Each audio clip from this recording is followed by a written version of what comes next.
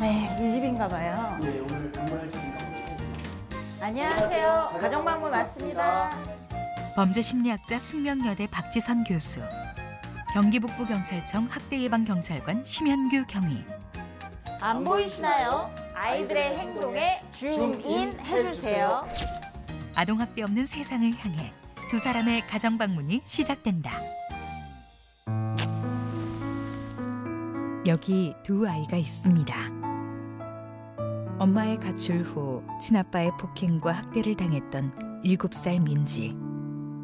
그리고 친모와 친모의 동거남으로부터 무자비한 폭행에 시달렸던 3살 가영이.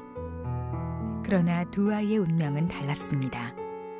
지금 민지는 끔찍한 학대를 벗어나 경찰관을 꿈꾸는 소녀가 되었지만 가영이는 끝내 우리 곁에 돌아오지 못했습니다. 이 아이들의 운명을 가른 것은 무엇이었을까요?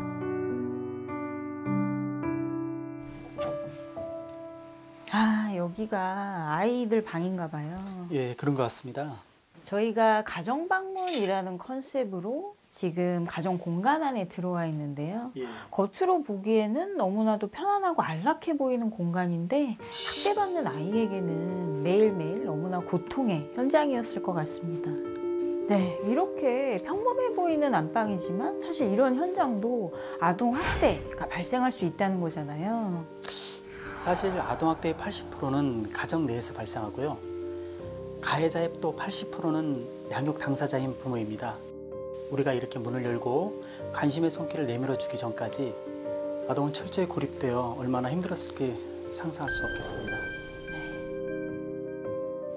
저희가 또 다른 공간으로 한번 이동해 볼까요?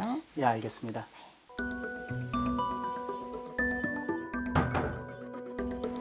닫힌 문 안에서 벌어지는 가정 내 아동학대. 작년에만 42명의 아이들이 희생되었습니다.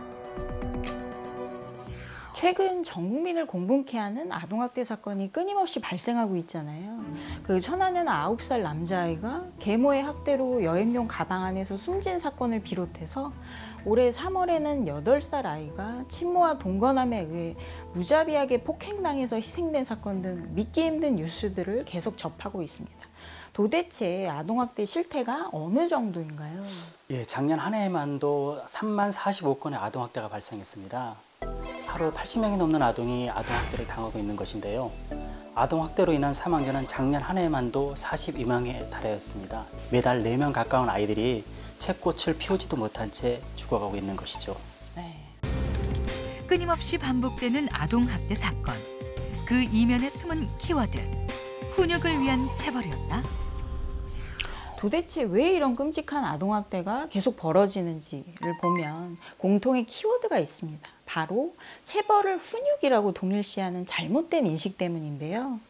처음에는 가벼운 체벌로 시작했다가도 이것이 한 번, 두 번 반복되면서 폭력의 상승 효과 때문에 점점 더 극악한 학대로 이어지는 경우가 많습니다. 예, 맞습니다. 실제 현장에서 학대 행위자인 부모들이 가장 많이 하는 변명이 아이를 가르치려고 그랬다, 사랑해서 잘 되라고 그렇다고 그렇게 말씀들 하십니다.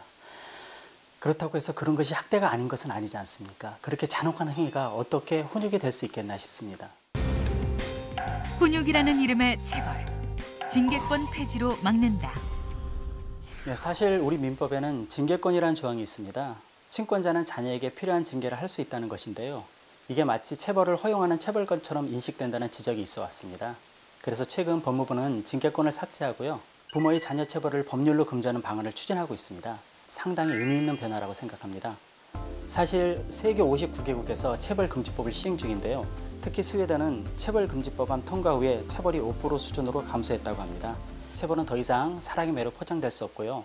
훈육을 인정한 학대라는 인식이 더욱 확산되길 바랍니다. 아동학대의 범주에 대해서도 정확한 인식이 필요할 것 같은데요.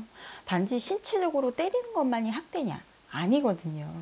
언어적인 폭력이나 수치심을 주는 등의 정서적인 폭력, 성적인 학대, 아이에게 필요한 의식주를 제대로 제공하지 않거나 병원에 데려가지 않는 방임행위, 이 모든 것들이 아동학대에 포함됩니다.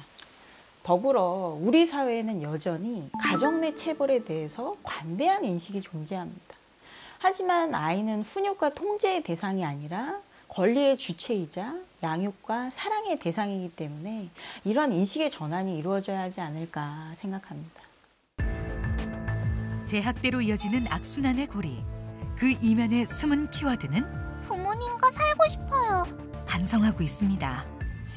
아동학대 사건에서 많이 놓쳐왔던 시그널이 있는데요. 바로 학대받은 아이가 가해자인 부모와 계속 같이 살겠다 이렇게 말하는 경우가 꽤 많다는 것이죠. 그 아이에게는 부모가 가해자인 동시에 생존을 위해 가장 크게 의지할 수밖에 없는 존재입니다.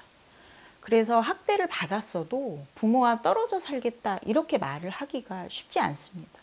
아이들은 가해자로부터 완전히 분리된 이후에 자신이 안전하다, 정말 안전하다는 것을 느낀 이후에야 진짜 속마음을 이야기하는 경우가 많습니다. 예, 마음 아픈 부분입니다. 그동안 아동복지법상 피해 아동을 보호할 경우 친권자가 요청하면 아동을 돌려보낼 수밖에 없는 상황이 많았습니다. 2019년도에 접수된 피해 아동들 중 82%가 원가정으로 다시 복귀했습니다. 그러다 보니 안타깝게도 재학대율이 11%에 달했습니다. 정부에서도 이런 문제들을 보완하기 위해 2019년 12월 24일부터 강화된 가정복귀 절차를 실시하고 있습니다. 지자체 아동복지심의위원회에서 아동의 최선의 이익을 고려해서 보호 종교를 심의 결정해서 재학대 발생 등을 최대한 방지하고 있습니다. 앞으로 이런 노력들을 통해 재학대율을 더욱 줄여나가야 될 것 같습니다. 네, 재학대의 악순환 고리를 끊는 것이 정말 중요할 것 같은데요. 더불어 아동학대 근절을 위해 정부에서 그간의 문제들을 개선하는 종합적인 보완책이 마련됐다고 들었는데 어떤 내용인가요?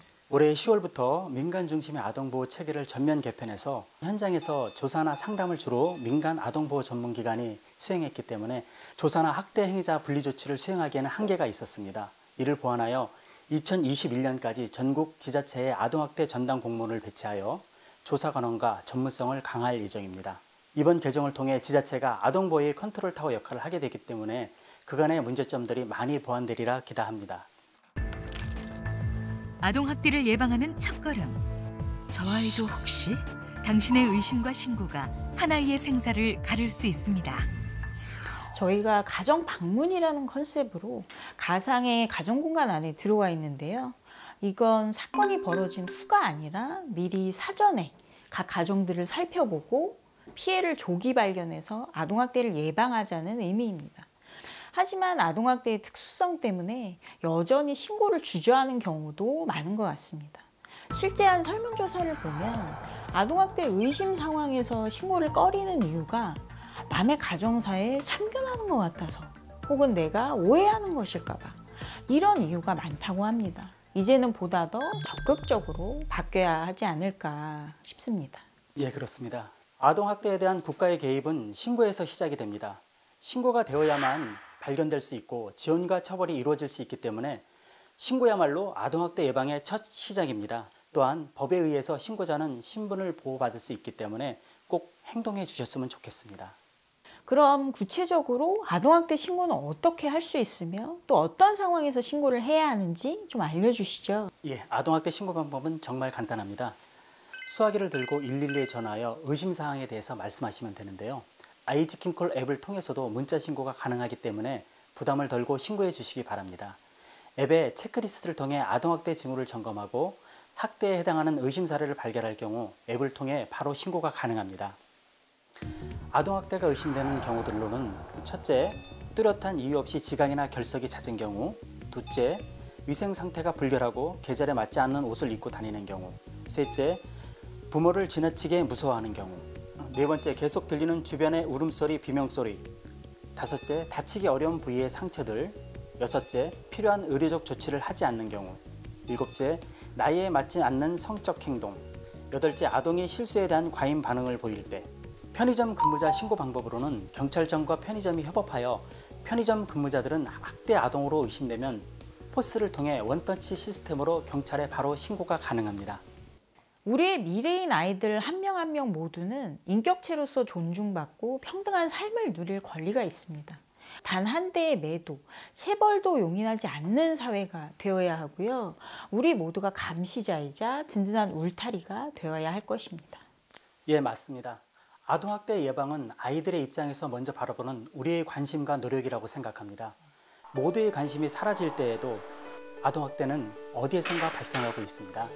마지막 한 아이까지 포기하지 않고 상처받은 아이들이 사회의 구성원으로 건강하고 행복하게 자랄 수 있는 사회가 되기 위해 더 많은 관심을 기울여 주시길 바랍니다. 안아줌, 안 보이시나요? 아이들에게 줌인 해주세요 라는 뜻인데요. 아동학대 없는 세상을 위해 이제 우리 모두가 함께 안아줌을 해보는 건 어떨까요?